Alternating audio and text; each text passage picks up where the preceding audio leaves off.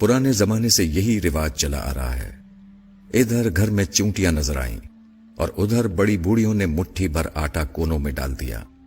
चूंटियों से भी निजात और सदके की नेकी मुफ्त में। अब्बा हंसने लगे तो खातून के चेहरे पर भी मुस्कुराहट आ गई। चले मैं भी फिर आटा ही ट्राई कर लेती हूं। वो कुछ सोचते हुए कूपेक्स पाउडर वहीं काउंटर पर रखकर वापसी के लिए मुड़ गईं और सत्तार भाई ने अब्बा को खशमगीन निगाहों से देखते हुए काली मिर्चों को तोलना शुरू कर दिया। अब्बा, तुमने सत्तार भाई की दुकानदारी खराब कर दी। वापसी पर मैंने अब्बा से हंसते हुए कहा, नहीं बेटा, ये बात नहीं। हमारे घरों से बरकतें इसीलिए उठ गई हैं। लोग अल्लाह की मखलूक का ख्याल रखना भूल चुके हैं।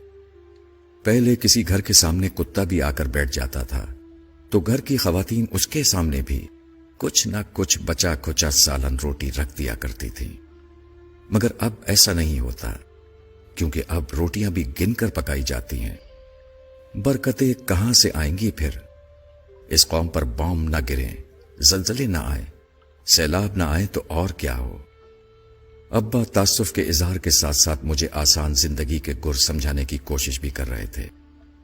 अरसा गुजर गया, मैं भी इस वाकये को भूल गया। फिर एक दिन बड़े भाईजान के यहां जाना हुआ। अभी डोरबेल बजाने ही लगा था कि चिड़ियों के झुंड के उड़ने की जोरदार आवाज कानों में पड़ी। चौंक कर ऊपर देखा तो पता चला कि मेन गेट के दोनों जानिब मिट्टी के कूंडे रखे थे और उन कूंडों से चंद लम्हे कबल यकीनन वो चिड़िया दाना चुग रही थीं और अब मेरी आमद से डरकर उन्होंने उड़ान भरी थी।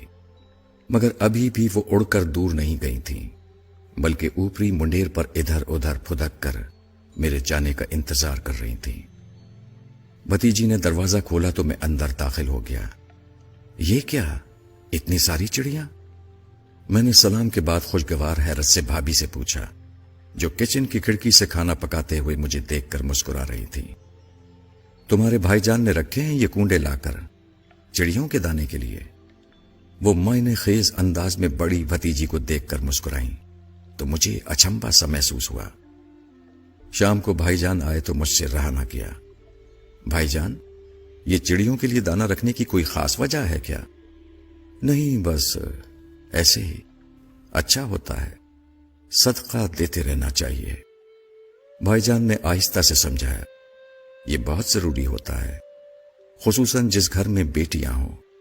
फिर बताने लगे कि किसी बुजुर्ग के पास एक शख्स ने आकर बताया कि वो गरीब आदमी है और परेशान है कि अपनी जवान बेटियों की शादी किस तरह कर पाएगा, क्योंकि गुर्बत की वजह से कोई उसकी बेटियों से शादी करने को तैयार नहीं। बुजुर्ग ने मशवरा दिया कि रोज 200 भूखों को खाना खिलाओ, तुम्हारा मसला हल हो जाएगा।